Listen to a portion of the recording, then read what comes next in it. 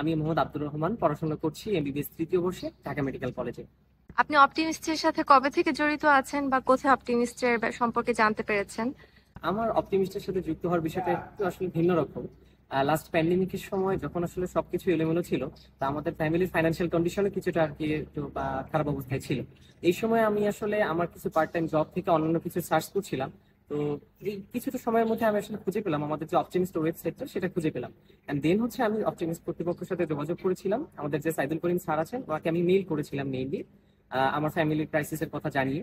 দেন হচ্ছে স্যার আমাকে বলেছিলেন যে আসলে যেহেতু আমাদের হচ্ছে আমি ইয়ারের লাস্টে গিয়ে মেইল করেছিলাম, তো উনি বললেন যে ঠিক আছে, তোমার এইম কি, তাহলে তুমি আমাকে বলো। দেন আমি বললাম যে ঠিক আছে, আমার এইম হচ্ছে মেডিকেল সেক্টরে পড়া, অর্থাৎ ঢাকা মেডিকেল কলেজে চান্স। দেন উনি আমাকে এটা বললেন যে তুমি যদি ঢাকা মেডিকেল কলেজে চান্স পেতে পারো, দেন আমাদের সাথে যোগাযোগ করো, তাহলে আমরা তোমার বিষয়টা দেখবো। তারপর আল্লাহর রহমতে আমি হচ্ছে অ্যাডমিশন প্রিপারেশন নিচ্ছিলাম, এবং আলহামদুলিল্লাহ আমার ঢাকা মেডিকেল কলেজে চান্স হয়ে যায়।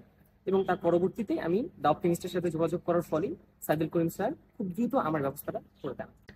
অপটিমিস্ট যদি তোমার লাইফে না আসতো, তাহলে তোমার কিরকম সিচুয়েশন হতে পারতো, বা তোমার পড়াশোনার ক্ষেত্রে কোনো প্রতিবন্ধকতা থাকতো কিনা, বা অপটিমিস্ট থাকার কারণে কি সুবিধা হয়েছে, যদি শর্ট করে একটু বলো।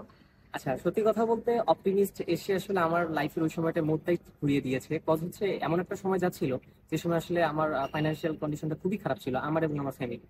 তো এই সময় আসলে অপটিমিস্ট থেকে এরকম একটা সাহায্য সহযোগিতা পাওয়া, এটা আসলে আমার জন্য একটা ব্লেসিং টাইপের ছিল।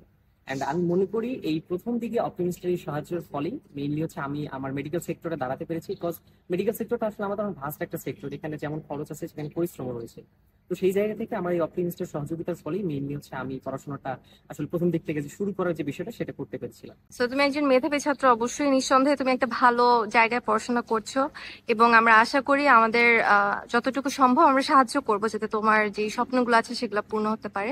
তো আমি একটু ছোট্ট করে যদি বলতে, তোমাকে যে স্পন্সর করছে তার উদ্দেশ্যে কোনো কথা আছে কিনা? আচ্ছা, সত্যি কথা বলতে আমাদের দেশের বাইরে থেকে যে মানুষগুলো আমাদেরকে না দেখে শুধুমাত্র আমাদের কথাগুলো শুনে আমাদের অবস্থাটা বিবেচনা করে আমাদের সহযোগিতা করতেছেন, যারা সত্যি আমাদের হচ্ছে পিতামাতার প্রতি, আমি তাদের প্রতি বিশেষ কৃতজ্ঞতা প্রকাশ করতে চাই। বিশেষ করে আমার স্পন্সর, যিনি আমাকে স্পন্সর করছেন। আমি আসলে আপনাকে দেখতে পাইনি, কিন্তু হচ্ছে আপনি অলওয়েজই আমার মাথার উপর ছায়া হয়ে আছেন। আমি আপনার প্রতি কৃতজ্ঞতা প্রকাশ করি এবং স্রষ্টার কাছে আপনার জন্য অশেষ দোয়া করি। Because আপনি না থাকলে হয়তো হচ্ছে আমি এই সহযোগিতা পেতাম না এবং আমি এই পর্যায়ে আসতে পারতাম। ধন্যবাদ তোমাকে। ধন্যবাদ।